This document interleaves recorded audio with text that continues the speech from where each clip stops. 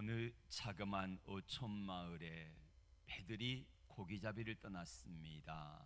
하루 종일 풍랑이 일었고 늦은 밤이 되었지만은 많은 배들이 풍랑 때문에 깜깜함 때문에 잘 찾지 못하고 돌아오지를 못했습니다. 마을 사람들이 부둣가에 모였습니다. 많은 사람들이 발을 동동 구르면서 남편이 아버지가 돌아오기를 간절히 기다리고 있었습니다. 그런데도 불구하고 많은 배들이 돌아오지를 못했지요. 한 가정에 아이들만 두고 엄마가 나갔는데 바닷가에 나가 있는 동안에 아이 있는 그 집에 그만 촛불을 건드려 가지고 그만 불이 나고 말았습니다. 집이 홀랑 다 타버렸어요. 많은 마을 사람들이 양동이를 가져와 가지고 물을 퍼다 나르면서 불을 끄기 시작했습니다. 몇 시간 동안 계속해서 물을 부었지만은 그 불은 꺼지지를 않았습니다. 바람이 불고 깜깜하기까지 했기 때문입니다.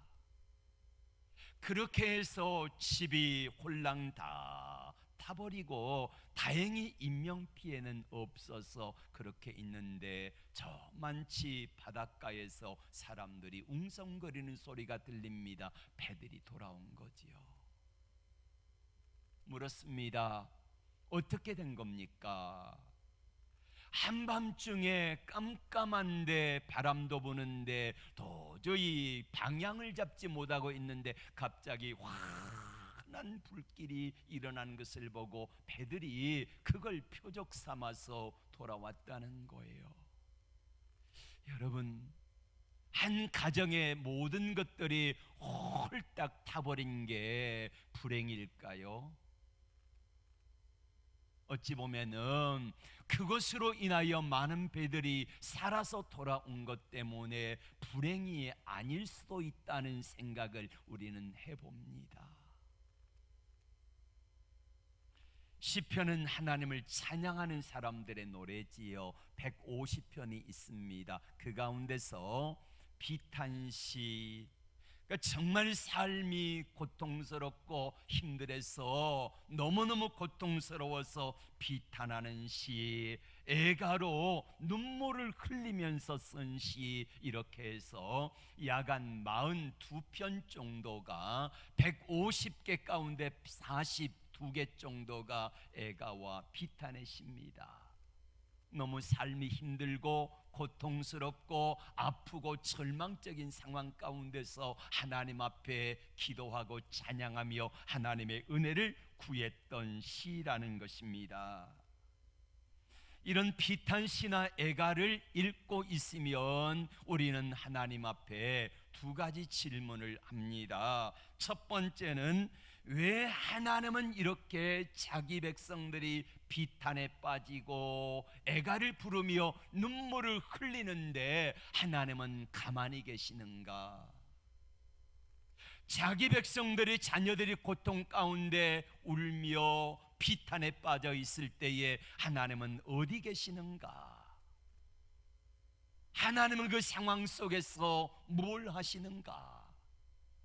하나님은 자기 백성들을 사랑하신다 그러는데 사랑의 하나님이 자기 백성들을 가만히 내버려 두시고만 계시는가? 그 상황 속에서 하나님 앞에 기도하면은 들어주겠다고 약속하셨는데 왜 하나님께서는 자기 백성들이 그렇게 기도하고 눈물로 통곡하고 좌절하고 낭망한데 하나님은 가만히 뒷짐지는 것처럼 그렇게 바라만 보고 계시는가 하는 의문이 듭니다. 하나님은 어디 계실까요? 하나님은 뭘 하고 계실까요? 하나님은 어디서 사랑하는 자녀들이 고통당하는데 그 상황 속에서 뭘 하고 계실까요? 하나님 정말 날 사랑하신 것 맞을까요? 하나님이 정말로 나와 함께 하시는 게 맞을까요? 자기 자녀들이 눈물 가운데 통곡하는데 하나님은 왜 가만히 바라만 보고 계실까요? 하는 의문이 첫 번째 의문입니다. 그리고 두 번째 의문은 뭐냐면은 어떻게 저런 상황 속에서 하나님 앞에 기도할 수 있지? 어떻게 저렇게 힘들고 절망적인 상황 가운데 하나님 앞에 찬양할 수 있지? 저 상황 속에서 어떻게 감사가 나오지? 이게 두 번째 의문입니다. 많은 사람들이 어떤 상황 속에서는 첫 번째 의문처럼 하나님 뭘 하고 계시지? 어디 계실까? 왜 바라만 보고 계셔? 왜 하나님은 안 도와주셔? 라고 하면서 마음속에 절망이 오고 하나님을 향한 분노, 때로는 절망감, 그것 때문에 하나님을 멀리 떠나버린 사람도 있지만은 또 어떤 사람들은 그 상황 속에서도 믿음으로 이겨나가고 하나님을 찬양하고 하나님께 기도하고 하나님께 감사하며 그 상황을 오히려 더 좋게 만들어가는 사람들이 있다는 사실입니다. 우리는 어떤 삶을 살아가기를 원하십니까? 아니, 나는 어떤 상황 가운데 지금 처하고 있습니까? 전자의 삶을 살아가고 있습니까? 아니면 후자의 삶을 살아가고 있습니까?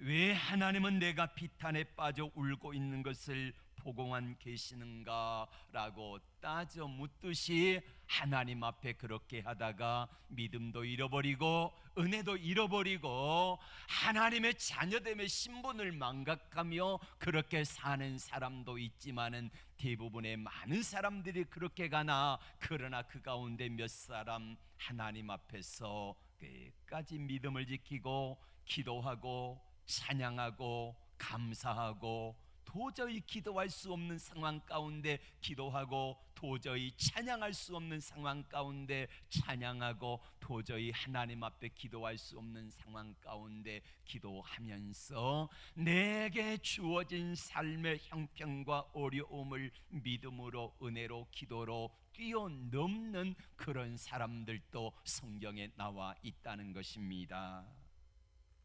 오늘 시편 3편, 4편, 5편은 다윗의 시입니다. 다윗이 나이가 한 61살 정도 되었을 때라고 그래요. 다윗이 70에 죽었거든요. 그러니까 죽기 9년 전의 일이지요.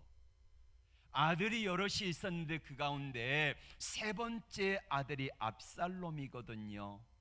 이 압살롬이라는 이 아들이 아버지를 향하여서 반역을 일으킨 겁니다.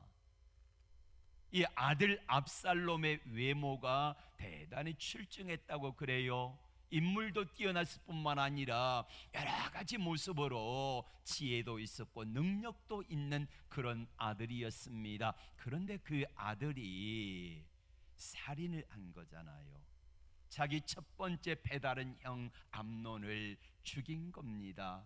그래서 아버지가 싫어하는 것 같아가지고 도망을 갔고 3년 만에 외할아버지 집에 있다가 돌아왔지만은 아버지는 그 아들 압살롬의 얼굴을 보지를 않아요. 자기 자리가, 왕의 자리를 자기가 차지할 수 없을 것 같으니까 이 압살롬이 반역 쿠데타를 일으킨 겁니다. 그래서 아버지를 향하여 칼을 겨눴고 아버지가 쫓겨 도망가는데 아버지가 예루살렘 성을 떠날 때에 울며 머리를 풀어 헤치고 맨발로 갔더라라고 성경은 말씀하고 있습니다. 쿠데타가 거의 압살롬이 성공한 것처럼 보였습니다. 백성들의 마음이 다 압살롬 편으로 기울였습니다. 뿐만 아니라 다윗과 함께했던 신하들 가운데 거의 대부분이 다 압살롬 편에 붙었습니다. 거의 90% 이상 이 쿠데타가 성공한 것처럼 보였습니다. 이런 상황 가운데 다윗이 도망가면서 고난 가운데 쓴 비탄의 시가 바로 3장, 4장, 5장의 시입니다. 여러분, 다윗의 마음이 어떠했을까요? 다윗의 심정이 어땠을까요? 여러분, 한번 물어봅시다. 고난은 왜 올까요? 고난이 왜 옵니까? 고난 속에서 하나님은 어디 계실까요? 고난 속에서 고통당하는 자기 자녀들을 왜 하나님은 바라만 보고 계실까요? 고난당하는 나의 형편을 하나님은 알기나 아실까요? 고난의 끝은 어디일까요? 계속해서 꼬리를 무는 의문점이 듭니다. 왜 나를 하나님은 버려두실까? 왜 하나님은 나와 함께하지 아니하시는 것처럼 멀리 그렇게 느껴질까요? 엘리 위젤이라고 하는 사람이 흑야라고 하는 책을 썼고, 이로 인하여 노벨 평화상 그리고 노벨상을 받은 사람입니다. 이 사람은 당시 2차 대전 때 독일의 만행을 고발하는 책을 썼는데, 그 책에 보면은 한 아버지와 이 10대 초반의 아들이 아우슈비츠 수용소에 포로로 끌려갑니다. 아우슈비츠 수용소는 여러분들이 익히 들어서 아시는 것처럼 유대인이라고 하는 이유 때문에 아우슈비츠의 수용소에 끌려가 가지고 많은 사람들이, 건강한 사람은 중노동에 시달리다가 몸이 아프면은 그대로 용광로에 들어가서 한 줌의 채로 변하고 맙니다. 아우슈비츠 수용소의 문이 열려지면은 기차가 거기까지 들어가요. 기차에서 내리면은 줄을 세웁니다.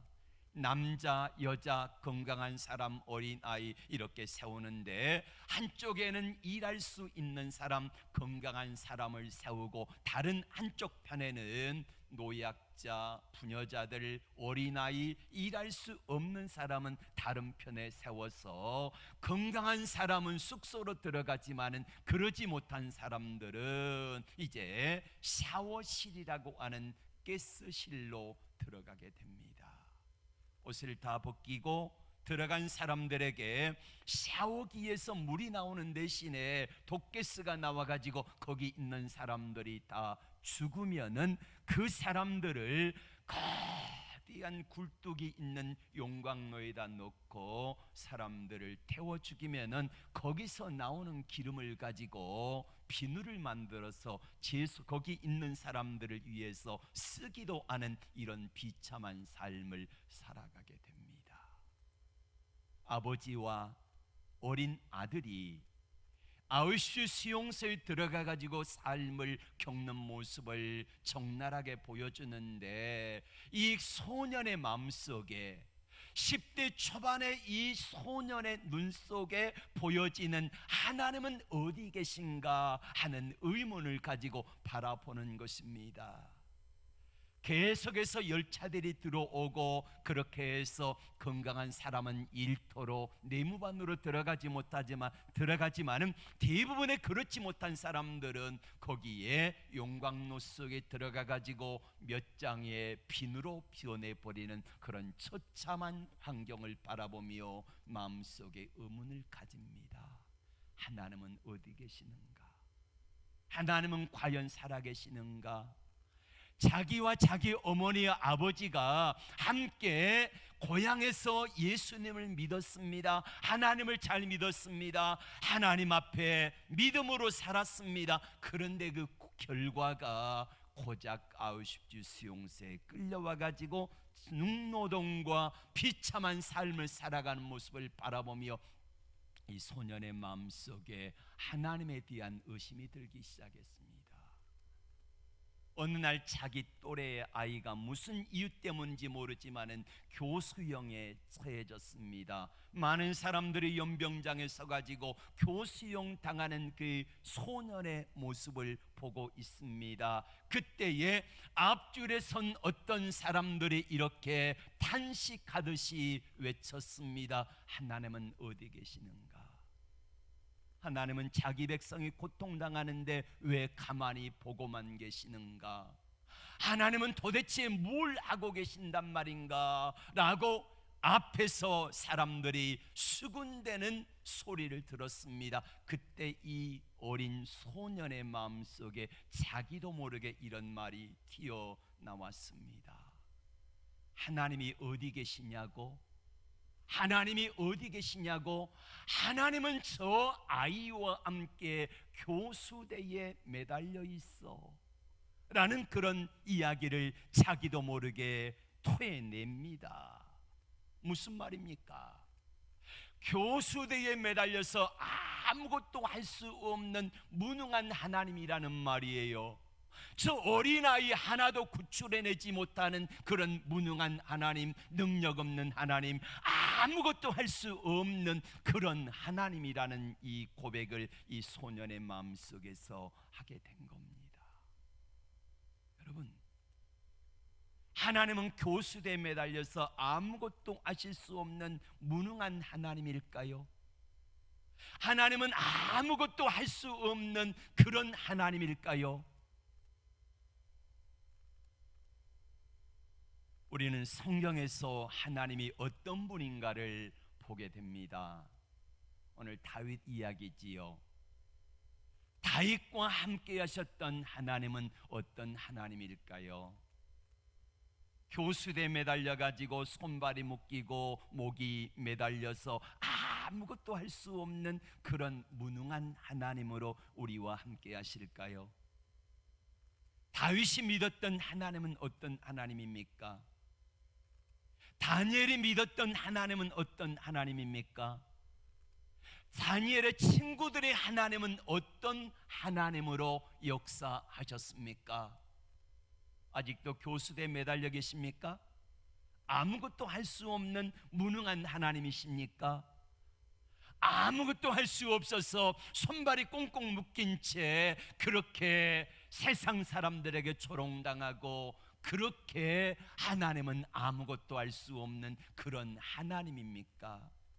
오늘 다윗의 하나님은 어떤 하나님입니까?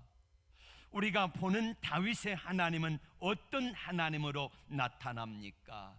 다윗이 믿었던 하나님, 다윗과 함께 하셨던 하나님은 도대체 어떤 하나님으로 우리와 함께 하십니까? 다윗이 쿠데타가 일어나서 쫓겨 도망갈 때에 61살입니다. 죽기 전 9년 전의 일이라 그랬지요. 아들이 자기를 향하여서 칼을 겨누었습니다. 친구인 아히도벨이 자기를 배신했습니다. 그때 다윗이 어떻게 했는가를 보면은 우리가 이 코로나의 어려운 상황 가운데 하나님 앞에 어떻게 해야 될지 답이 나오는 것 같습니다. 여러분, 다윗이 그 상황 속에서, 절망적인 상황 속에서 어떠했습니까? 혹시 여러분 우리 가운데서 다윗처럼 힘들고 어려운 상황 가운데 처한 분 계십니까? 아들이 자기를 향하여 칼을 겨누르고 쫓아옵니다. 죽이려고 쫓아옵니다. 배신했습니다. 도망갑니다. 잠자리가 불편합니다. 언제 죽을 줄 모릅니다. 언제 내 생애가 끝날지 모르는 절망과 흑암 속에 살아갑니다. 이때 다윗이 어떠했습니까? 사람들이 이렇게 말합니다. 하나님이 안 느껴져요. 하나님이 안 보여요. 왜요? 힘들고 어려운 상황이 보이기 때문에. 그때 사람들이 말하지요. 다윗을 향하여 수군대며 말합니다. 내 하나님이 어디 계시뇨? 이제 너는 끝났어. 하나님이 너 도와주지 아니할 거야 라는 말을 사람들이 수군수군 댑니다. 다윗이 도망갈 때에 시므이라는 사람이 돌을 던지며 막 저주를 퍼붓습니다. 잘됐다, 너 인생 끝났어, 너는 끝났어, 넌 끝장이야, 그러면서 저주를 뽑는데 다윗과 그의 신하들의 마음속에 분노가 일어납니다. 여러분, 다윗이 어떠했습니까? 다윗이 어떠했습니까? 다윗이 뭘 했을까요? 사람들이 수군대며 저주할 때에, 사람들이 너 끝났어 라고 말할 때에 다윗이 어떠했습니까? 우리도 그러잖아요. 내가 예수를 잘 믿습니다. 근데 내가 예수를 잘 믿는데 주위에서 내가 힘들고 어려움을 당할 때에 나를 바라보는 시선이 곱지 않습니다. 특별히 부부가 온전한 믿음 가운데 세워져 있으면 그래도 괜찮은데, 남편이 잘 믿는다든지 아내가 잘 믿는다든지 그런 가정들은 힘들어요. 외장 믿음, 또 한쪽이 믿지 않는 사람들, 이런 가정은 너무너무 힘들지요. 믿지 않은 남편이, 아내 믿음이 작은 남편이 이렇게 말합니다. 네 하나님 살아계시다며, 네 하나님께 기도하면은 들어주신다며, 네 하나님께 기도하면은 돈도 주시고 먹을 것도 주신다며, 언제 준대? 얼마나 준대? 이렇게 하면서 조롱하고 할 때에 마음속이 막 답답하고 미쳐버릴 것 같아요. 자녀들이 말합니다. 엄마 아빠, 하나님은요, 지금 상황을 보니까 하나님은 안 계신 것 같아. 하나님이 살아계신 것 같지 않아. 하나님 믿어도 소용없어. 나는 그 시간에, 기도하는 시간에, 예배당에 가는 시간에 차라리 돈 벌러 갈래? 라고 하는 현실적인 자녀들의 조롱을 우리는 듣기도 합니다. 안 믿는 사람들이 말합니다. 내 하나님이 어디 있느냐라고 말할 때 다윗은 어떻게 해요? 하나님께 집중합니다. 하나님을 바라봐요. 1절에 뭐라고 말합니까? 1절에 여호와여 라고 말합니다. 2절에서도 여호와여, 4절, 6절, 10절, 12절 계속해서 여호와여 라고 하면서 6번이나, 짧은 12줄 가운데 6번씩이나 여호와여 라고 하면서 하나님께 집중하는 모습을 보게 됩니다. 우리가 세상을 보고 환경을 보면은 하나님이 잘 안 보여요. 세상이 크게 보이고 환경이 크게 보이니까 하나님이 잘 안 보이는데, 다윗은 그 상황 속에서 하나님을 크게 보고 하나님의 이름을 먼저 부르잖아요. 그러니까 하나님이 보여지는 거예요. 만약에 다윗이 자기를 배반했던 압살롬 아들을 주목했다라고 하면 어떠했을까요? 내가 어떻게 키운 아들인데, 내가 내 형을 죽였어도 용서했는데 내가 어찌 나를 그럴 수 있느냐 그러면서 아들 압살롬이 원망스러웠을 거예요. 자기 가장 친했던 보시 누구냐면은 압살롬 편에 붙어버렸던 아히토벨이라고 하는 충신이 있습니다. 그 충신 아히토벨이 압살롬에게 붙어버린 모습을 바라보면서 그 친구를 생각하면은요, 내가 그 친구에게 어떻게 해줬는데, 내가 너를 어떻게 세워줬는데, 내가 어떻게 너를 높였는데 내가 나에게 그럴 수 있어 라고 말하면서 마음속에 절망감이 들지 않겠습니까? 여러분 어려울 때에 누가 생각납니까? 여러분 힘들 때에 누가 보입니까? 오늘 다윗이 그랬던 것처럼 하나님께 달려가고 하나님을 보는 사람이 있는가 하면은 환경을 보고 나를 힘들게 한 사람들, 나를 슬프게 하는 사람들, 나를 아프게 하는 사람들을 먼저 바라보고 그것에 묵상하다가 그것 때문에 내 삶에 내가 믿었던 내 모든 삶을 다 총동원했던 하나님을 믿는 신앙마저 포기해버리고 세상 길로 가는 사람들이 많이 있습니다. 다윗은 이런 기가 막힌 상황 속에서도 하나님께 집중합니다. 하나님을 바라봅니다. 사람을 보며 세상을 볼 땐 만족함이 없었네. 나의 하나님 그분을 뵐 때 나는 만족하였네. 동남풍아 불어라, 서북풍아 불어라, 가시밭에 백합화 예수 향기 날리니 할렐루야 아멘. 가시밭에 백합화 예수 향기 날리니 할렐루야 아멘. 여러분, 사람을 보고 세상을 볼 땐 만족함이 없었네 그러잖아요. 그러나 나의 하나님 그분을 뵐 때 나는 만족하였네 라는 고백을 할 수 있습니다. 보세요. 동남풍은 어떤 바람이냐면요, 비를 몰고 오는 바람이 동남풍이에요. 서북풍은 무슨 바람이냐면은 시베리아의 찬 공기가 밑으로 내려오는 겨울에 부는 바람을 서북풍이라고 그래요. 여름에 태풍을 몰고 오고 비를 몰고 와가지고 장마를 가져다주고 무익한 바람이 동남풍입니다.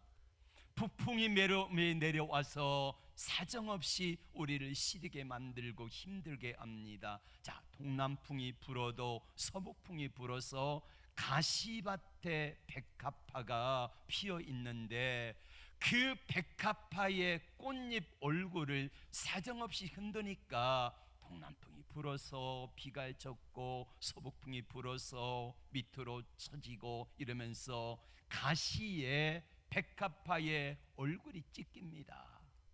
그럼 여러분 아시잖아요. 찢긴 상처를 아물게 하고 그러면서 그 안에 있는 백합화가 향에 진해진다는 것 말이지요. 하나님이 이런 은혜를 베푸셨다라는 고백을 찬양을 통해서 하고 있지 않습니까? 여러분이라면 어떠했겠습니까? 그 상황 가운데 누구를 바라보고 누가 떠올려질까요? 아니, 여러분은 어떻게 하고 계십니까? 지금 코로나 전국으로 힘들고 어려운 상황 속에서 하나님이 바라 보여지던가요? 하나님 의지하는 믿음이 강해지던가요? 하나님께 기도가 나오던가요? 아니면은 지금의 나의 환경과 형편과 처지를 바라보면서 내 마음속에 있는 믿음마저 송두리째 빠져나가는 것을 경험하고 있지는 아니한지요? 그러면 소망이 없어요. 아무것도 안 된다는 말이에요. 자, 다윗이 어떻게 했는가? 두 번째로는 다윗은 자신의 삶의 문제의 해결책 그리고 원수까지도 하나님께 맡기는 기도를 합니다. 오늘 8절에서 원수를 하나님께 맡겨요. 8절 같이 봅니다. 여호와여, 나의 원수들로 말미암아 주의 의로 나를 인도하시고 주의 길을 내 목전에 곱게 하소서. 그리고 10절에 하나님이여 그들을 정죄하사 자기 꾀에 빠지게 하시고 그 많은 허물로 말미암아 그들을 쫓아내소서. 그들이 주를 배역함이니이다. 아멘. 자기를 반역한 자들에 대한 처분을 하나님께 맡깁니다. 근데 우리는 어떡하지요? 내게 조금이라도 힘들게 하고 슬프게 하고 아프게 한 사람들 보면 어떡합니까? 마음속으로 저 사람이 내게 행한 것보다 100배는요 마음속으로 심중으로 입으로 막 저주하고 원망해가지고 악에 악을 쌓아버리잖아요. 그때 마음이 편합니까? 그래서 시원해집니까? 좋습니까? 아니잖아요. 더 힘들어지잖아요. 다윗이 하는 모습을 보면은 참 그래도 하나님 앞에 믿음으로 일생을 살아온 사람처럼 느껴져요. 힘들고 어려울 때에 도저히 하나님이 의지가 안 되고 믿음으로 설 수 없는 그런 환경 속에서 하나님을 바라보는 다윗을 바라보면은 이래서 하나님이 다윗을 사랑하시는구나 하는 게 느껴진다는 말이에요. 자기 원수를 하나님께 맡깁니다. 하나님 해결해 주세요. 하나님 해결해 주세요. 로마서 12장에 보면 이렇게 말씀합니다. 원수 갚는 것이 여호와께 있기에 하나님께 맡기라는 거예요. 하나님께 내려놓으라는 거예요. 그러면은 하나님께서 해결해 주시면은요, 내가 그로 인하여서 남을 미워하고 저주하고 하나님에 대한 불신을 가지고 하나님 섭섭합니다, 하나님 그러면서 나가면은요 내 믿음이 황폐해지고요 아무것도 없는 빈털터리가 돼버리고 마는 거예요. 환경도 어려운데 힘든데 하나님마저 내 마음속에 잃어버리고 나면은, 안에 빼앗겨 버리고 나면은 도대체 무엇으로 회복하겠다는 것입니까? 그래서 다윗은 하나님께 맡기는 기도를 하지요. 압살롬의 처분을 하나님께 맡겼습니다. 출전하는 요압 장군에게 이렇게 하지요. 내 아들 압살롬을 향하여 관대히 하라, 관대하게 하라, 관대하게 하라, 이렇게 말을 합니다. 그리고 세 번째로는 다윗이 하나님을 찬양하는 기도를 해요. 서두에 그런 말씀드렸지요. 하나님 앞에서 이 어려운 상황 속에서 어떻게 다윗이 찬양할 수 있지? 어떻게 하나님께 맡기는 기도를 할 수 있지? 어떻게 다윗은 저렇게 살아갈 수가 있지? 하는 의문이 드는데, 그래서 하나님께서 도저히 찬양할 수 없고 기도할 수 없고 감사할 수 없고 믿음으로 설 수 없는 상황 속에서 기도하고 찬양하고 예배하고 감사하는 다윗을 하나님은 특별한 은혜로 역사하신 것입니다. 오늘 7절 말씀 볼까요? 시작. 오직 나는 주의 풍성한 사랑을 힘입어 주의 집에 들어가 주를 경외함으로 성전을 향하여 예배하리이다. 아멘. 보세요, 나는 오직 주의 풍성한 사랑을 힘입었대요. 지금 다윗의 형편이 어디가 있습니까? 쫓겨 도망다닌 신세잖아요. 하나님의 사랑을 입어요? 아니잖아요. 하나님의 사랑을 입는 사람이 왜 쫓겨 도망갑니까? 그런데 다윗은 하나님 앞에 그 고백을 해요. 내가 지금 하나님의 풍성한 사랑을 입었대요. 풍성한 사랑을 입었대. 자, 지금 원망하고 불평해도 모자라는 판에 내가 하나님의 풍성한 사랑을 힘입었다라고 말합니다. 하나님의 사랑을 의심해야 될 상황 속에서 하나님의 사랑을 입었다고 하는 확신을 가지고 기도하면서 하나님 앞에 고백하고 있는 거예요. 그리고 그는 말합니다. 내가 주를 경외함으로 성전을 향하여 예배하리이다. 여러분, 가장 힘들고 어려울 때에 우리 성도들에게 있어서 하나님의 은혜와 하나님의 능력을 받는 통로가 뭐냐면은 예배거든요. 예배를 통하여 하나님을 만나고 하나님의 주신 은혜와 능력을 덧입는 시간인 줄로 믿습니다. 근데 이 시간마저 빼앗겨 버리면 어떠하겠습니까? 다윗은 쫓겨 도망다니는 시절입니다. 버선발로 맨발로 울면서 나갔다 그러잖아요. 그런 상황 속에서 다윗이 고백하는 것은 하나님의 사랑을 의심하지 않겠다는 거요. 나는 지금도 풍성한 주의 사랑을 힘입고 그리고 하나님 앞에서 내가 예배 드리는 일은 결코 잊어버리지 않겠다는 겁니다. 성도의 능력이 예배 가운데 있는데 그 예배를 빼앗기지 않겠다라는 고백 속에 하나님 앞에 서는 다윗의 모습을 보게 됩니다. 자, 그렇게 하나님 앞에 하나님을 신뢰하는 기도를 합니다. 하나님께 맡기는 기도를 합니다. 하나님의 사랑을 의심하지 아니하고 하나님이 나와 함께 하시기 때문에 나는 끝까지 하나님께 예배하겠습니다 라는 믿음의 고백을 하는 다윗에게 하나님 어떻게 하셨습니까? 그 결과가 무엇입니까? 자, 시편 4편 7절의 말씀을 같이 볼까요? 시작.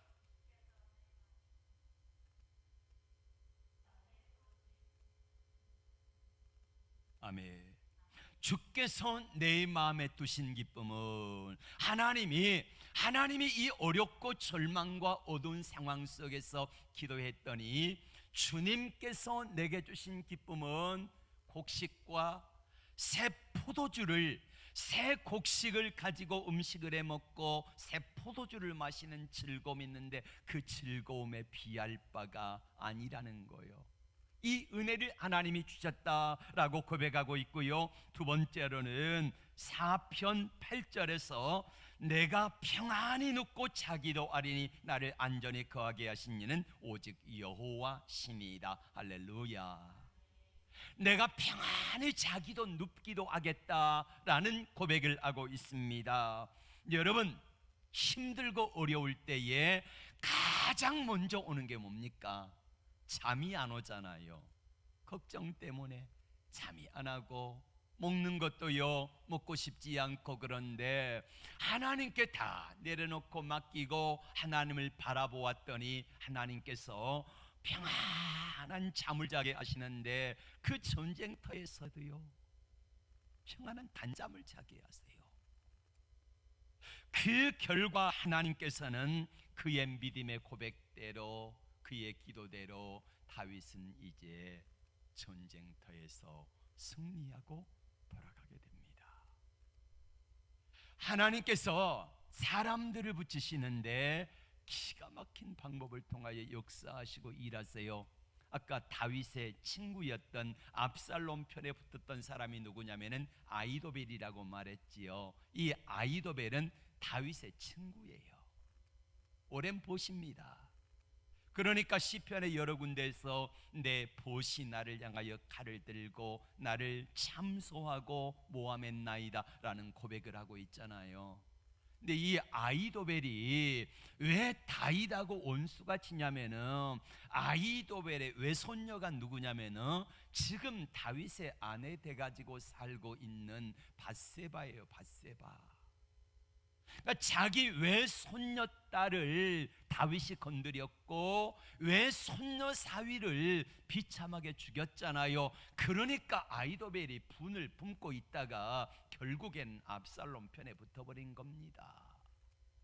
자, 아히도벨의 입장에서 보면은 다윗이 얼마나 미웠겠습니까? 얼마든지 그런 생각을 가질 수가 있지요. 그래서 그 분노 때문에, 미움 때문에 하나님이 원하신 일이 아니잖아요. 이거는 어떻게 아들이 아버지에게 칼을 겨눕니까? 이건 하나님의 뜻이 아니라는 말이에요. 그런데 자기의 마음속에 있는 미움과 저주와 분노를 갚기 위하여서 압살롬 편에 붙어버린 이 아히도벨에게 하나님께서 어떻게 하시냐면은, 다윗이 기도하니까 똑같은 이 책략가라 그러나요? 이 아히도벨이 책략가인데, 모략가인데, 같은 모략꾼이었던 후세라고 하는 사람이 다윗에게 왔습니다. 그러자 다윗이 말하지요. 너는 내게 온 것을 숨기고 압살롬에게 가라. 갔습니다. 그래서 아히도벨의 모략을 피하는데 아히도벨이 이렇게 모략을 베풀었습니다. 왕이여, 압살롬에게, 왕이여 내게 군사 1만 2천만 주세요. 그러면은 아버지 다윗을 급히 쫓아가 가지고 다른 사람들은 해야지 아니하고 왕만 해야면은 그걸로 끝이고 백성들의 마음이 왕께 돌아올 것입니다 라는 모략을 베풀었습니다. 그러자 그 옆에 있는 신하들이 후세에게 말합니다. 후세는 누구 편이에요? 다윗 편이잖아요. 그러자 후세가 이렇게 말합니다. 뭐가 급하십니까? 온 나라가 다 왕 것인데, 나라가 조금 안정되면은 아버지 다윗이 어디 숨겠습니까? 백성들의 마음이 점점 다 왕께로 돌아오고 군인들이 다 왕의 편인데, 이제 아버지가 혹시 어느 산에 성에 숨었다 그러면은 백성들, 군사들을 동원해 가지고 그 성을 다 이렇게 해서 그 성을 이 동아줄로 묶어 가지고 끌어서 바다에 던져버립시다 이야기를 해요. 거기 모인 모략꾼들이, 그리고 신하들이 듣기에 후세의 계략이 좋거든요. 그때 성경은 뭐라고 말합니까?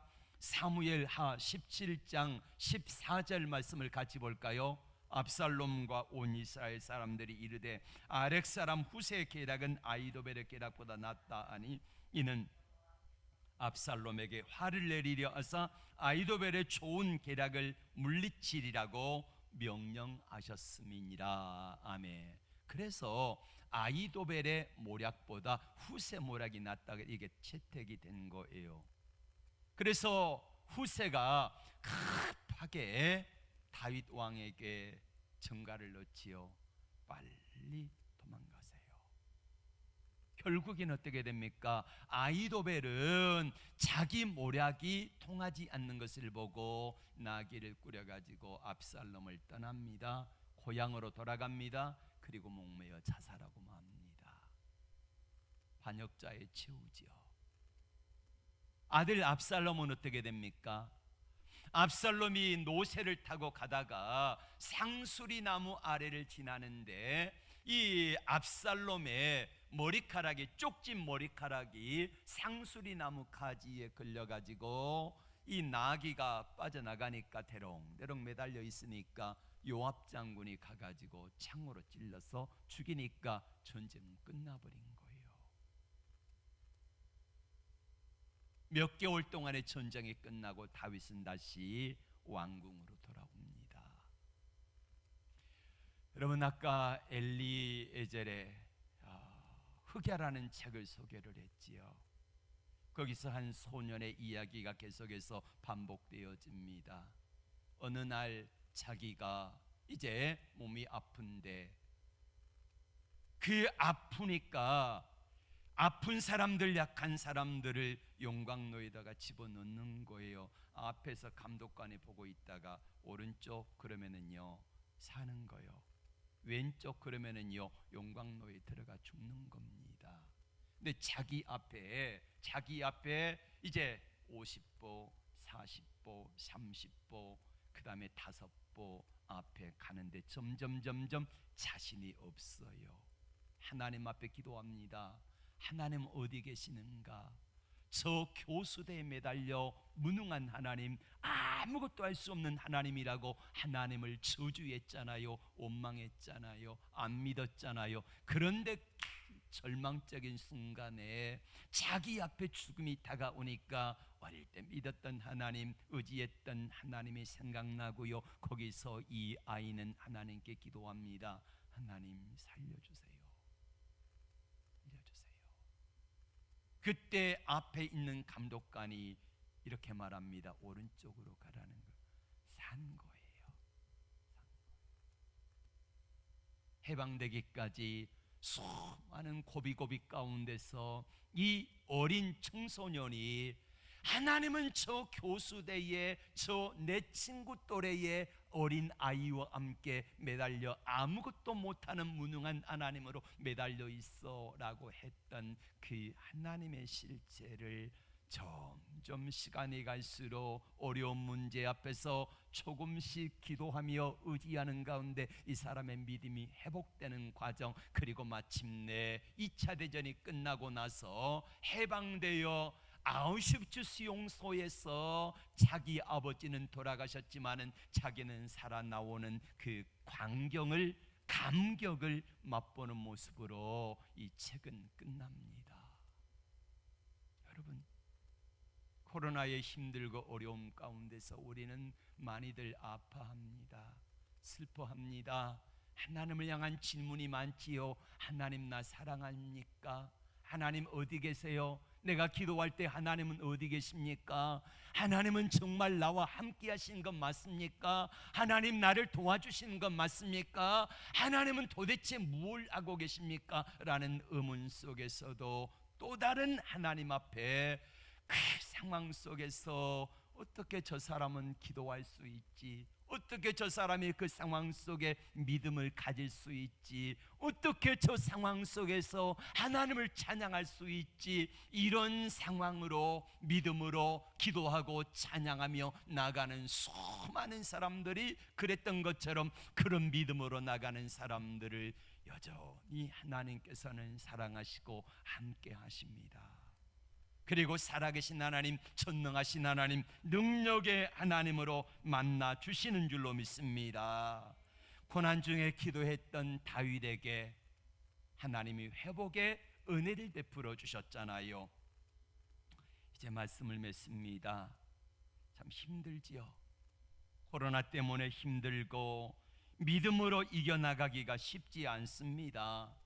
나 다윗이 하나님을 신뢰하는 믿음의 분량대로 하나님은 살아계셨고, 내가 하나님을 의지하는 대로 하나님은 내 의지하는 그 의지의 분량만큼 하나님은 다윗에게 역사하셨던 것처럼 하나님 앞에 도저히 찬양할 수 없고 기도할 수 없고 감사할 수 없고 믿음으로 설 수 없는 상황 속에서도 그분을 신뢰하는 사람들에게 여전히 하나님은 살아계신 하나님이요 전능하신 하나님으로 나타내신 줄로 믿습니다.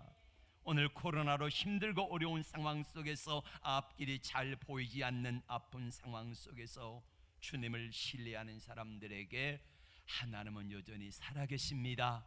함께 하십니다. 그리고 그런 믿음을 찾고 계시고 그리고 그런 믿음의 사람들을 도와주시고 계시는 것입니다. 기도합니다. 하나님,